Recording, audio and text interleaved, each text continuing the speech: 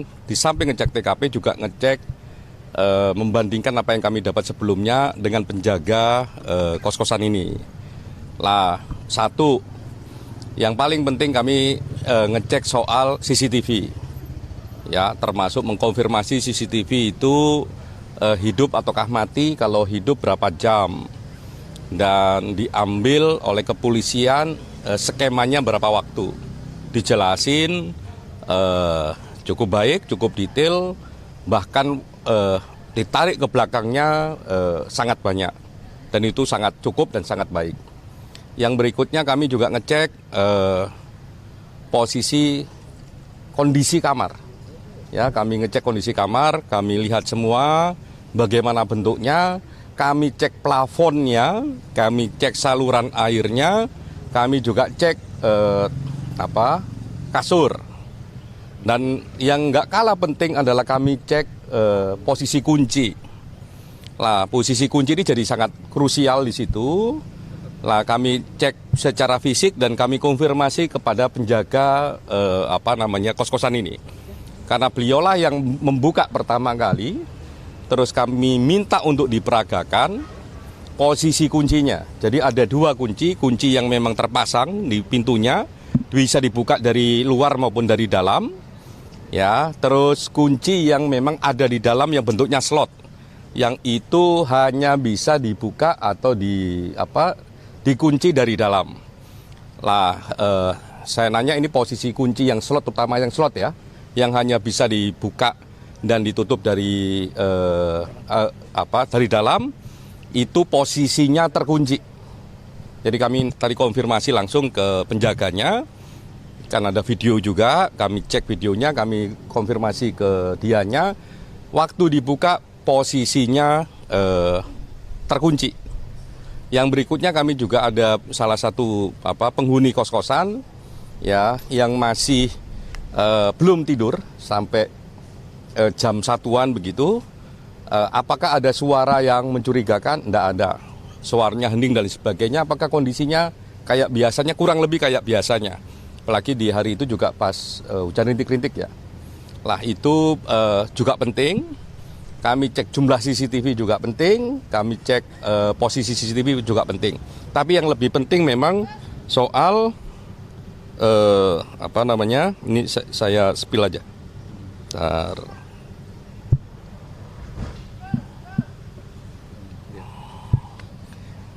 Lah, ini kunci. Jadi posisi pertama kali sebelum pintu dibuka kayak begini. Nanti bisa difoto. Oke, nanti bisa di zoom. Jadi posisinya slotnya terkunci, ya, slot manualnya terkunci yang hanya bisa dibuka dan ditutup. Yang bisa dibuka dan ditutup dari dalam. Terus yang ini kunci biasa yang bisa dibuka dari luar dan dari dalam kamar. Terus posisi plafon, baik posisi plafon kamar maupun plafon kamar mandi tidak ada yang rusak sama sekali. Mungkin itu yang penting. Nanti kami geser ke PMJ untuk lebih detail lagi apa yang sudah dilakukan dan sebagainya. Oke? Ya, ada CCTV yang hilang nggak, Pak? Ada CCTV yang hilang nggak, Pak? Jumlah CCTV sebelum peristiwa sampai peristiwa jumlahnya sama. Apa sih yang membedakan penyidikan yang dilakukan oleh Kompolnas sama yang dilakukan oleh pihak kepolisian? Apakah ini terjadi? Kompolnas memastikan apa yang dilakukan oleh rekan-rekan kepolisian itu sesuai prosedur ataukah tidak. Secara substansi memang mendalami substansinya ataukah tidak. Lah, menuju ke sana kami memang ngecek dulu. Makanya kami pertama kali datang ke keluarga. Kemarin kami datang ke keluarga, ketemu langsung dengan keluarga, ketemu langsung dengan istri, banyak hal yang kami dapatkan.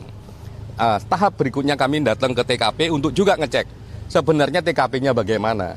Dengan dua modalitas itulah nanti kami ketemu sama PMJ, Polda Metro Jaya untuk mendalami apa yang sudah dilakukan, apa yang sudah didapatkan, dan prosedurnya baik ataukah tidak. Karena ini kan Kompolnas. Jadi itu. Jadi kami kepingin melapis gitu ya. Kan kalau kayak begini kan kami bisa nanya nanti kalau dijelaskan sama Polda Metro Jaya. Ini CCTV diambil dari titik yang mana? Ini CCTV-nya jumlahnya berapa? Durasinya yang diambil kapan saja dan sebagainya. Termasuk juga apakah dicek semua ruang dan model yang terjadi di kamar, ya, plafonnya, jenis kunci dan sebagainya. Termasuk apa saja yang ditemukan di dalam kamar ketika peristiwa itu berlangsung. Kami juga cek, termasuk kalau teman-teman lihat di CCTV yang sudah beredar, bahwa kresek. Nah, tapi tadi kami juga mengkonfirmasi ke Pak Penjaga, betul itu bahwa kresek dan sebagainya. Kami sebenarnya tahu sedikit banyak apa isi kreseknya, tapi nanti kami dalami di Polda Metro. Dari keluarga itu informasi barunya apa, Cak? Berkomunikasi sama Kemlu tentang track record dari ADP ini. Kami fokus dulu pada fakta yang terjadi pada struktur peristiwa yang paling dekat. Struktur peristiwa yang paling dekat adalah di sini dan keluarganya, belum kemana-mana. Dugaan paling kuat nanti kita tunggu hasil pendekatan ilmiah dari teman-teman kepolisian, karena itu yang paling objektif. Jadi nanti kita cek apakah visumnya selesai ataukah tidak, otopsinya selesai ataukah tidak, kalau belum selesai kapan, terus otopsinya ini jenisnya apa, atau otopsi biasa, ataukah ada otopsi yang memang spesifik untuk menentukan sesuatu di dalam pertubuhan korban. Alasan pemeriksaan dipanjang jadi 7 hari ke depan lagi apa, Pak? Gimana? Alasan pemeriksaan dimaju jadi 7 hari ke depan lagi. Kan janjinya seminggu terus diperpanjang lagi. Saya kira problem utama adalah karena ini pendekatan saintifik ya, bisa jadi memang hasil otopsinya belum kelar. Karena semakin spesifik otopsi, semakin lama waktu membutuhkannya. Pengalaman saya misalnya di beberapa kasus, bahkan ada yang sampai 3 bulan, ada yang 2 bulan. Ya, untuk menentukan apa yang terjadi, terutama di titik mana kematian itu terjadi, apakah kekurangan oksigen, ataukah karena yang lain misalnya begitu, itu bisa dicek di otopsi. Dan itu ya kalau kita sampai spesifik kayak begitu ya membutuhkan waktu berbeda dengan otopsi yang biasa. Tadi kan dari keluarga di Jogja sama penjaga kos ya, dari keterangan polisi bahwa penjaga kos ngecek atas perintah dari istri korban. Nah, kenapa penjaga kos tidak mengetuk pintu kamar korban? Kenapa cuma jalan ngecek kiri kanan gitu? Ada penjelasan kah dari penjaga kos? Salah satu yang paling penting ya, memang firm, ada komunikasi antara istri sama penjaga kos. Menit per menitnya kami juga ada.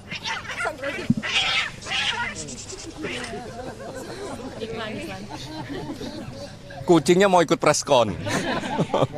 mau ikut doorstop tadi di dalam soalnya ada dia. oh nonton. Enggak.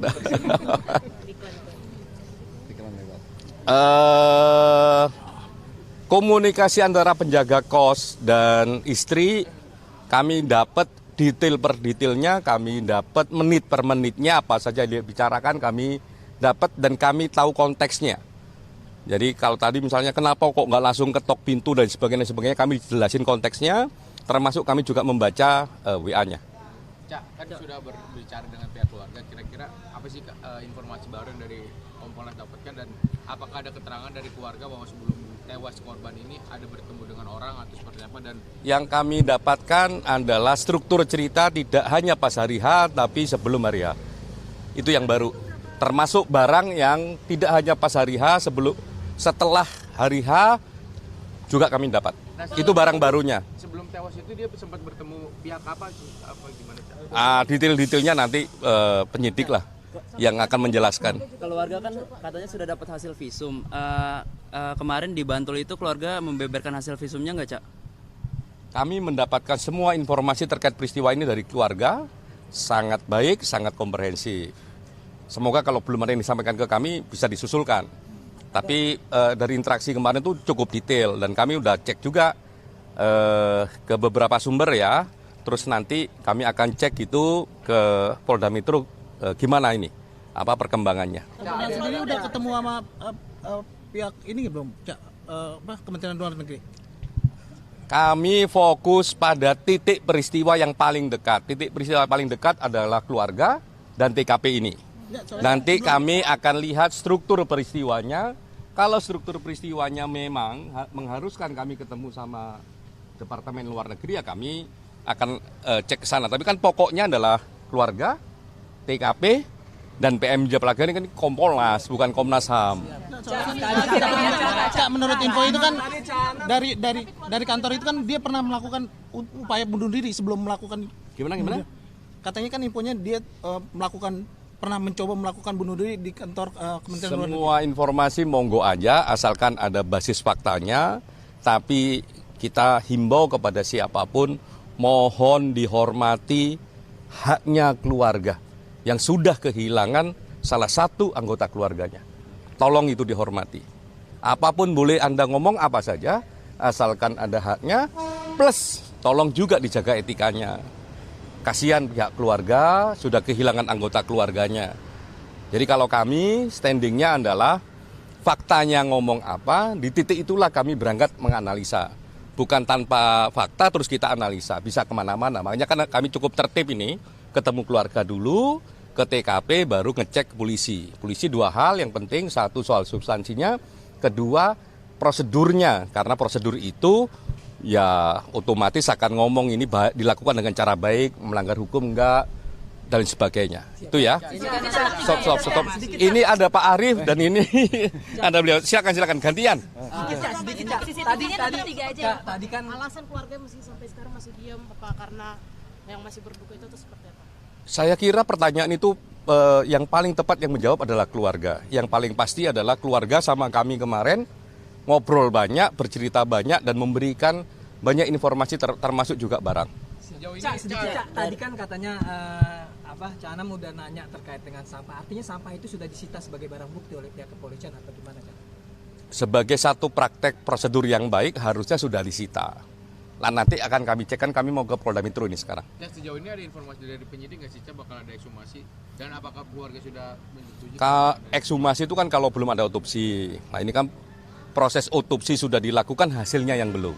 Kita cek nanti hasilnya. Semoga dalam waktu dekat bisa ada hasil otopsi. Kalau tadi ditanyakan, kan ini janjinya sepekan begitu kan? Kenapa kok ini lambat? Salah satunya karena ini memang banyak bahan yang harus didekatin dengan saintifik. Salah satunya tubuhnya diotopsi dengan kedalaman tertentu. Nah, itu membutuhkan waktu. Ini sih saya dengar prosesnya lebih cepat karena memang di daerah perkotaan besar ya.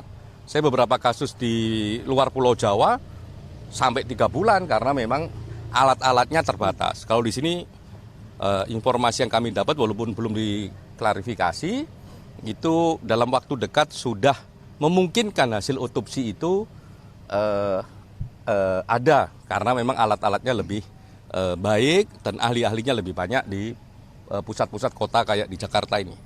Dari Kompolnas mau mendorong Polri untuk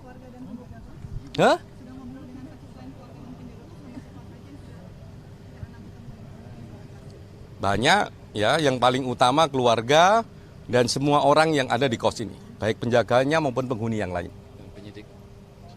Dari Kompolnas sendiri itu ada dorongan ke Polri nggak, Cak, untuk segera mengungkapkan hasil lab 4 atau bagaimana, Cak? Kami mendorongnya polisi bekerjalah secara profesional dan kredibel. Nanti kalau kita dorong-dorong cepat tidak profesional ya rugi. Kalau cepat tapi tidak kredibel juga rugi. Yang kami dorong, Kompolnas selalu dorong semua kasus adalah profesionalitas dan kredibilitas. Beredar kabar juga bahwa ini terkait dengan hubungan asmara, apa itu sejalan dengan temuan dari Kompolnas atau gimana? Kompolnas lagi nyusurin keluarga TKP dan sekali lagi mohon sekali tolong dijaga haknya keluarga ya, haknya keluarga karena mereka sudah kehilangan salah satu anggota keluarganya, dan tolong dijaga etika ruang publiknya. Cak, kalau di dalam itu gimana, Cak, keadaannya masih ada yang ngekos atau gimana, Cak? Masih ada. Cak, Oke. boleh nanya sedikit tentang Ini Pak Arief juga monggo. tentang yang meninggal di Garut di pernikahannya putra sulungnya Deddy Mulyadi sama Wagub Garut. Monggo. Oke, katanya karena kami mau geser ke PMJ itu nanti aja. Biar fokus di situ. 3 aja ya, Pak? Hah? Titik yang ditemukan 3 aja berarti? Oh enggak, semua CCTV di sini kita cek ya toh. Nanti kami akan pastikan yang diambil di titik mana saja dan durasi pengambilannya berapa lama. Jadi tidak 3. Jadi kami cek. Ini tadi kami hitung semua CCTV yang ada di dalam. Nanti kita konfirmasi ke Polda Metro di titik mana yang paling penting diambil CCTV-nya dan berapa lama CCTV itu diambilnya. 2 menit, 3 menit, 2 jam, 3 jam, 1 hari, 2 hari.